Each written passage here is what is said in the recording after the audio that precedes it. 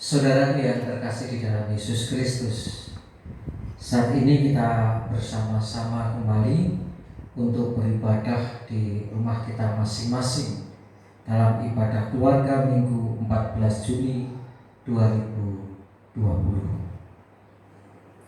Marilah kita memasuki ibadah keluarga kita dengan menyiapkan hati dan pikiran kita di dalam saat teduh. Mari bersaat teduh sejenak.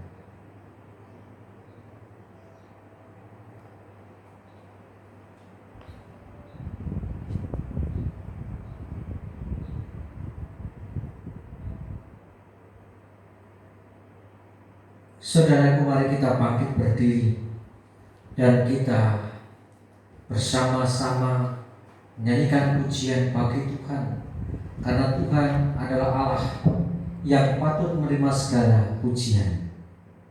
Kita bersama-sama menaikkan Kidung Jemaat 3 bait 1 dan 2. Kami puji dengan riang.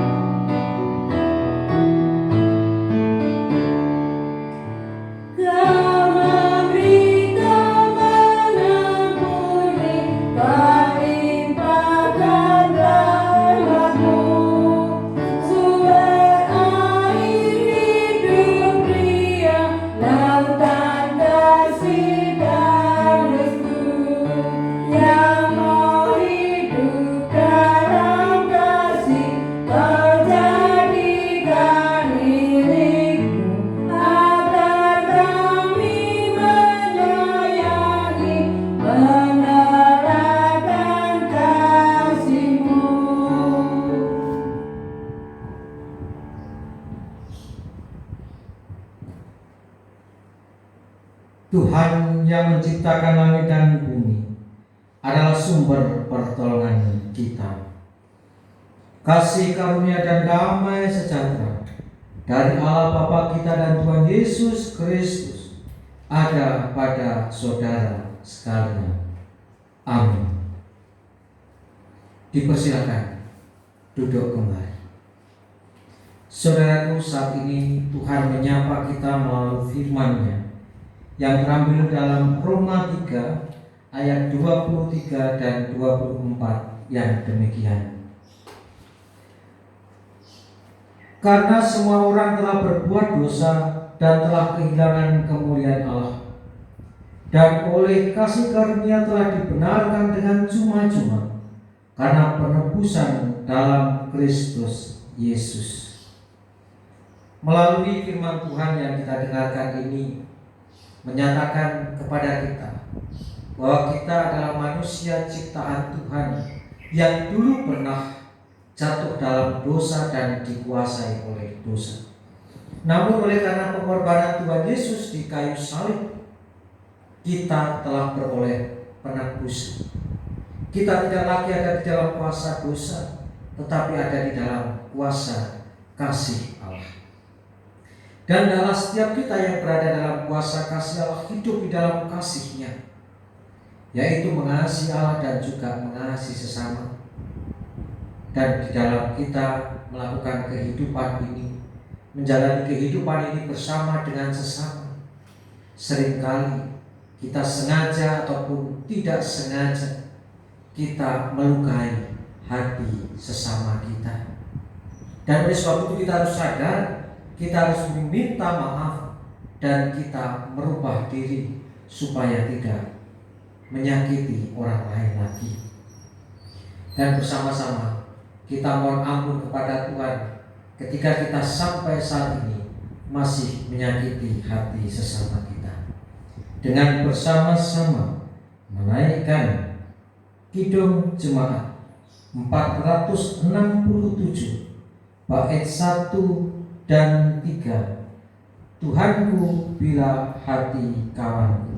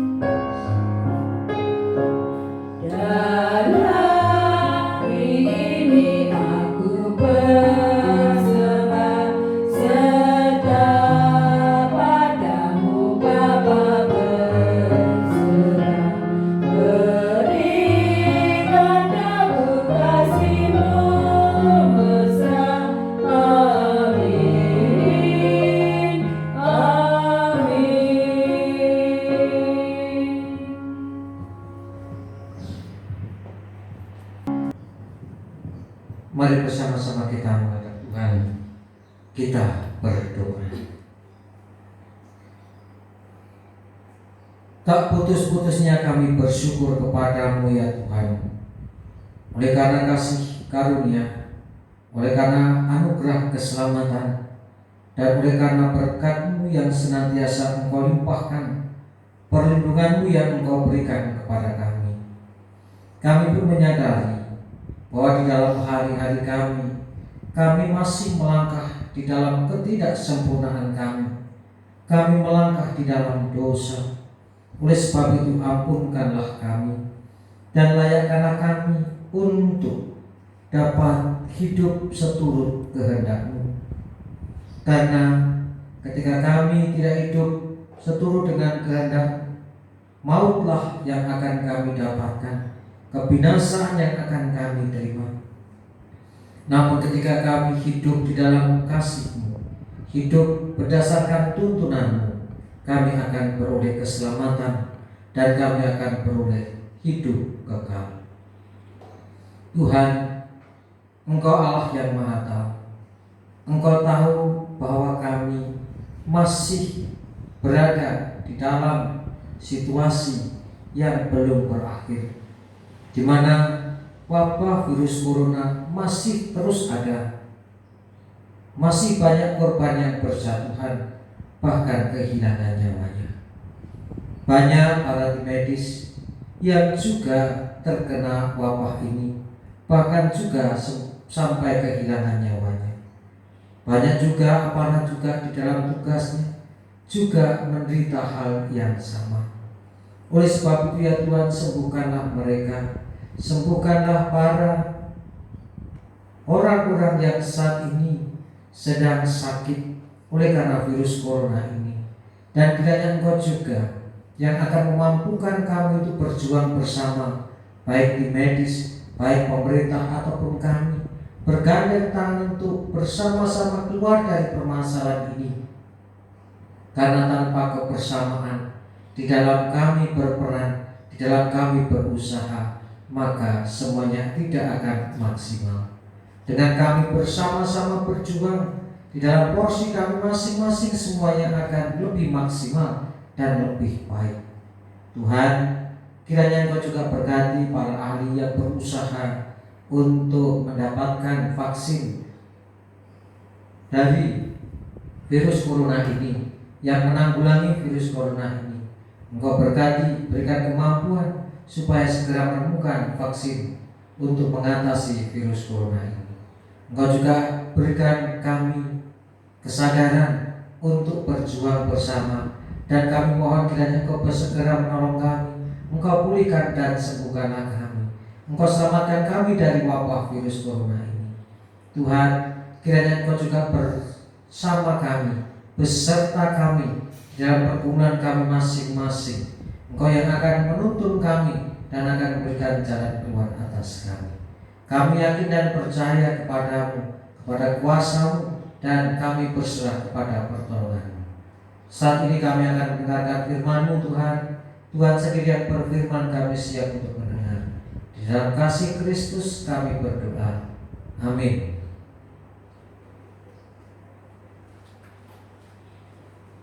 Saudaraku, saat ini kita akan mendengarkan firman Tuhan yang terambil dari Matius 9 ayat 35 sampai dengan Matius 10 ayat 8. Yang demikian, Matius 9 ayat 35 sampai Matius 10 ayat 8.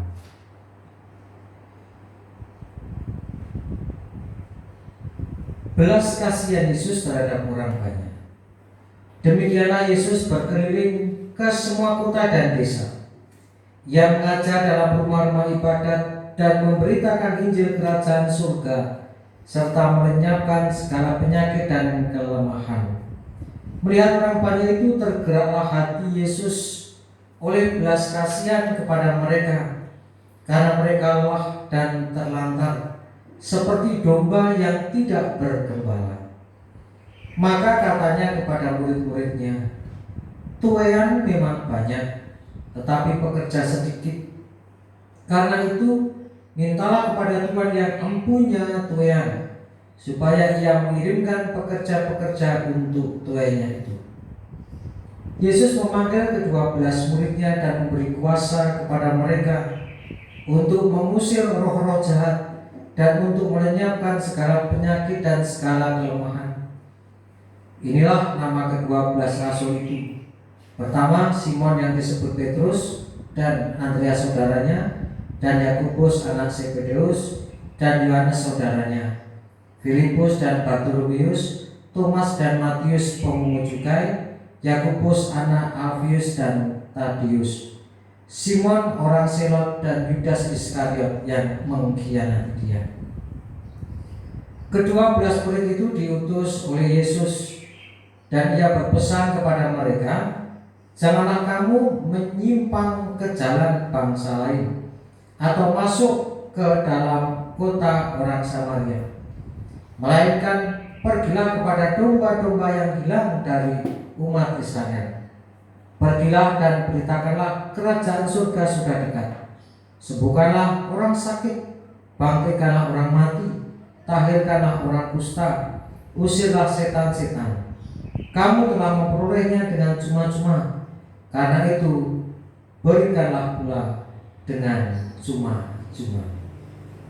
Demikianlah firman Tuhan yang akan kita pergumulkan bersama-sama, dan berbahagia setiap orang yang mendengarkan firman Tuhan dan memeliharanya.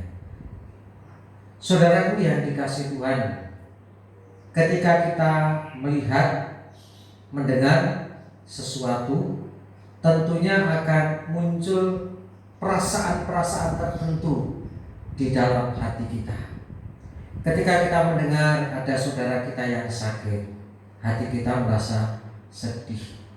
Ketika kita mendengar adanya korban bencana alam atau korban-korban dari kejahatan, hati kita merasa prihatin. Tidak hanya mendengar, tetapi ketika kita melihat sesuatu juga memunculkan sesuatu dalam hati kita. Misalnya ketika melihat orang yang menderita, apa yang muncul dalam hati kita? Perasaan iba, perasaan sedih, dan keinginan untuk menolong. Sehingga dengan mata dan telinga kita, yang kita terima dari mata, yang kita terima dari telinga, itu akan memunculkan berbagai macam perasaan di dalam hati kita. Dan hal itu juga yang pada saat itu dialami dan dilakukan oleh Yesus. Ketika Yesus pergi dari kota ke kota, kemudian desa ke desa, banyak orang mengikuti dia, dan di sana dia juga melihat orang banyak yang ada di desa dan kota-kota yang dikunjungi. Ketika Tuhan Yesus melihat apa yang sedang dilakukan, apa yang terjadi terhadap orang-orang banyak, muncullah belas kasihan. Hatinya menjadi iba karena belas kasihan. Karena Yesus tahu apa yang mereka rasakan, Yesus tahu apa yang mereka alami. Yesus merasa iba karena orang-orang banyak pada waktu itu, bagaikan orang-orang yang lelah, domba yang lelah dan terlantar. Yesus mengatakan bahwa orang-orang itu adalah orang-orang yang sedang lelah, domba-domba yang lelah, domba-domba yang terlantar, orang-orang yang terlantar. Karena yang pertama, Yesus menyebutkan mereka lelah, dalam keadaan lelah, bukan karena aktivitas, bukan karena pekerjaan berat, namun mereka lelah karena keadaan mereka miskin, tertindas, dianiaya. Mereka juga lelah karena mereka secara rohani, mereka imannya menurun. Jadi kelemahan secara fisik dan rohani yang dialami orang-orang pada waktu itu, secara fisik mereka menderita, mereka miskin dan lain sebagainya. Secara rohani mereka lelah dalam arti bahwa rohani mereka sedang dalam keadaan turun, iman mereka dalam keadaan turun. Mereka sudah tidak percaya dengan kitab suci. Mereka tidak ada waktu untuk membaca kitab suci sehingga mereka miskin akan firman Tuhan. Kemudian Yesus mengatakan bahwa orang-orang itu dalam keadaan terlantar. Terlantar dalam hal ini karena ketika mereka menderita secara fisik, mereka butuh pertolongan. Ketika miskin ditindas, mereka butuh pertolongan. Mereka dikatakan terlantar karena tidak ada yang menolong mereka, tidak ada yang peduli terhadap mereka. Kemudian mereka dikatakan terlantar oleh Yesus karena secara rohani mereka terlantar. Pemimpin-pemimpin rohani mereka tidak mempedulikan pertumbuhan iman mereka, sudah tidak peduli akan iman mereka. Ya, mereka mengajar, tapi tidak mempedulikan pertumbuhan dan kuatnya iman dari orang-orang itu. Sehingga inilah yang disebut oleh Yesus, mereka lelah dan terlantar. Oleh karena keadaan yang seperti inilah, Yesus menjadi iba. Yesus merasa kasihan, Yesus merasa prihatin. Dan oleh karena keprihatinannya inilah, Yesus mengutus para muridnya. 12 rasul diutus oleh Tuhan. Diutus untuk apa? Untuk mempedulikan mereka yang lelah dan terlantar ini. Secara fisik mereka harus menolong. Ketika ada yang sakit harus disembuhkan. Ketika sedang menderita mereka harus menolong, memulihkan keadaannya. Ketika mereka lelah karena faktor iman, terlantar karena diterlantarkan oleh pemuka agama, mereka harus menguatkan dengan memberikan pengajaran yang baik, pengajaran yang sesuai dengan firman Tuhan. Jadi para murid diutus untuk menolong baik fisik ataupun rohani dari orang-orang yang lelah dan terlantar ini. Dan ketika Yesus mengutus, Yesus itu tahu 12 rasul itu bukanlah manusia sempurna. Mereka manusia biasa yang memiliki keterbatasan. Oleh karena Yesus tahu bahwa mereka yang diutus itu adalah orang-orang yang penuh keterbatasan, Yesus tidak sembarang mengutus sana pergi, lakukan tugasmu. Tidak demikian. Tetapi para murid dibekali sesuatu agar mereka dapat melaksanakan tugasnya. Ketika Tuhan Yesus mengatakan harus menolong yang lelah dan terlantar secara fisik karena kondisi keadaan miskin dan lain sebagainya, sakit penyakit, maka Tuhan memberikan karunia, ada penyembuhan, membangkitkan orang mati dan lain sebagainya. Ketika Tuhan Yesus menyuruh untuk memerintahkan para murid untuk menolong mereka yang lelah dan terlantar secara rohani, Tuhan juga memberikan bekal, yaitu tentang firman Tuhan, supaya para murid dapat mengajar orang-orang tersebut yang lelah dan terlantar secara rohani. Jadi ketika Tuhan Yesus mengutus 12 orang murid, tidak hanya sekedar mengutus, tetapi membekali mereka, memperlengkapi mereka dengan hal-hal yang diperlukan untuk melaksanakan tugas dan tanggung jawabnya. Inilah Tuhan, tidak hanya sekedar mengutus, namun memperlengkapi, supaya kita dapat melaksanakan, para murid dapat melaksanakan tugas mereka dengan baik. Nah, saudaraku yang dikasihi oleh Tuhan Yesus Kristus, apa yang menjadi firman Tuhan kali ini juga berlaku bagi kita. Kita sebagai orang percaya itu juga diutus oleh Tuhan.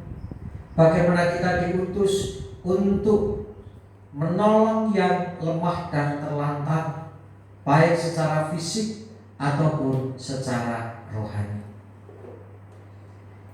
Karena kita sebagai orang-orang percaya, kita ini merupakan komunitas, kita ini merupakan kumpulan orang-orang yang diutus oleh Tuhan untuk melakukan kehendak Tuhan. Kita dipanggil untuk melayani Tuhan. Dan ketika Tuhan memanggil setiap kita, Tuhan tidak hanya memanggil, Tuhan memperlengkapi kita dengan perlengkapan yang ada. Jadi ketika kita diutus, tidak usah takut, tidak usah menolak dengan berbagai macam alasan. Saya tidak bisa karena itu dan itu. Tidak ada alasan bagi kita untuk menolak panggilannya, untuk menolak ketika kita diutus. Karena ketika kita diutus, Tuhan memperlengkapi kita. Nah, saudaraku, mari saat ini kita bersama-sama menghayati firman Tuhan, yaitu kita sebagai orang-orang percaya, komunitas orang-orang percaya yang diutus Tuhan untuk memiliki perasaan iba, untuk memiliki perasaan peduli dan menolong orang lain, baik secara fisik ataupun rohani. Dan ketika Tuhan mengutus, Tuhan akan memperlengkapi kita. Yang perlu kita lakukan adalah siap sedia dan senantiasa mengasah keterampilan-keterampilan, perlengkapan-perlengkapan yang Tuhan berikan atas kita, supaya perlengkapan-perlengkapan kita, kemampuan-kemampuan kita, keterampilan-keterampilan kita, talenta yang kita miliki itu semakin tajam dan semakin menjadikan kita mampu untuk melaksanakan tugas perutusan tersebut. Kita semua memiliki perlengkapan rohani, semua Tuhan berikan kepada kita. Maka tugas kita merawat dan mempertajam perlengkapan itu. Bersiaplah untuk diutus Tuhan dan katakan ya di dalam setiap perintahnya. Tuhan Yesus memberkati. Amin.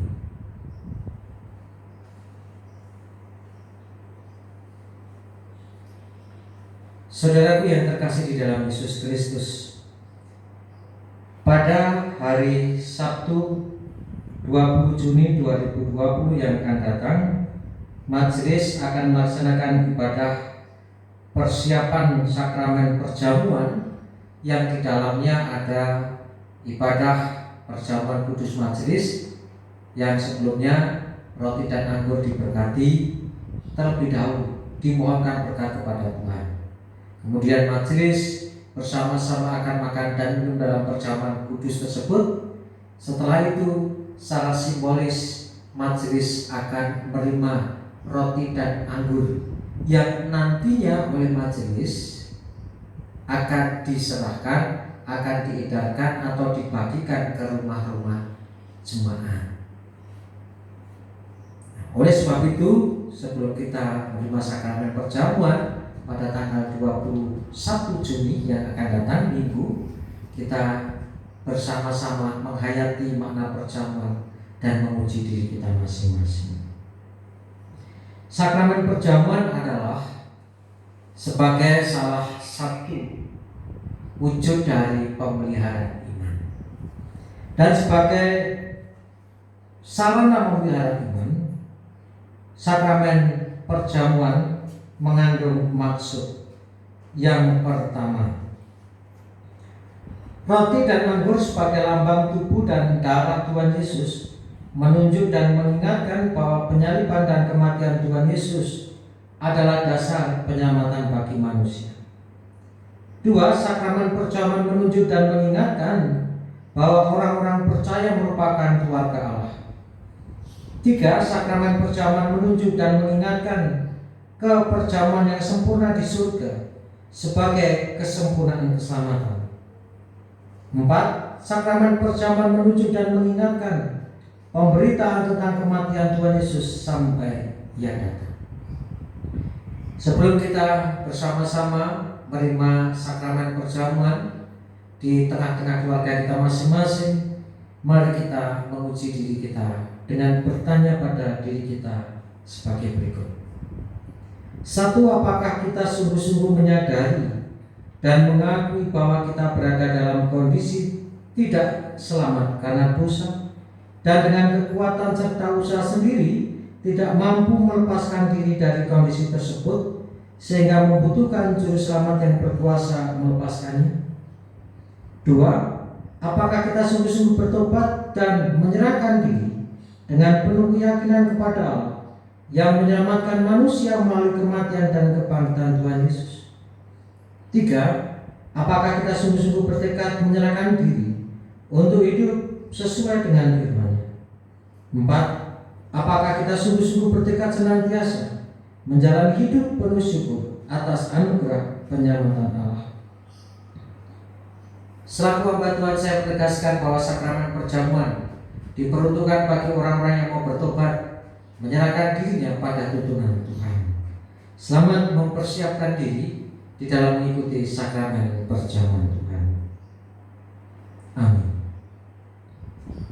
Saudara yang terkasih, marilah kita yang senantiasa diberkati oleh Tuhan, kita bersyukur di hadapan Tuhan dengan mengaturkan persembahan.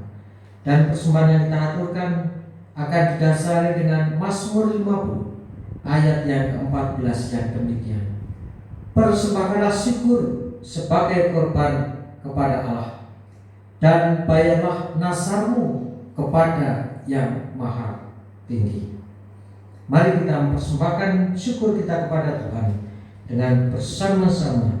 Kita iringi dengan kidung jemaat 365B bait 1 dan 2, Tuhan ambil hidupku.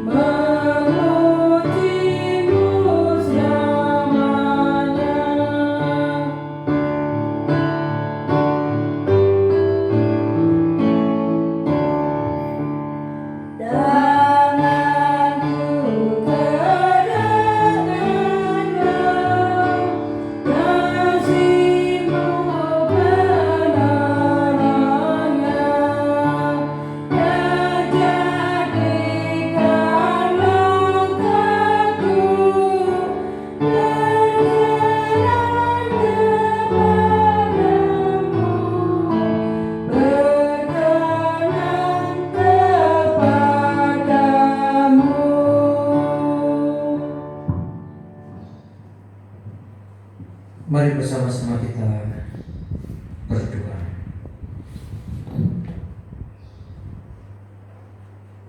Tuhan, terima kasih atas firman-Mu yang mengingatkan kami bahwa kami diutus untuk menyatakan kepedulian.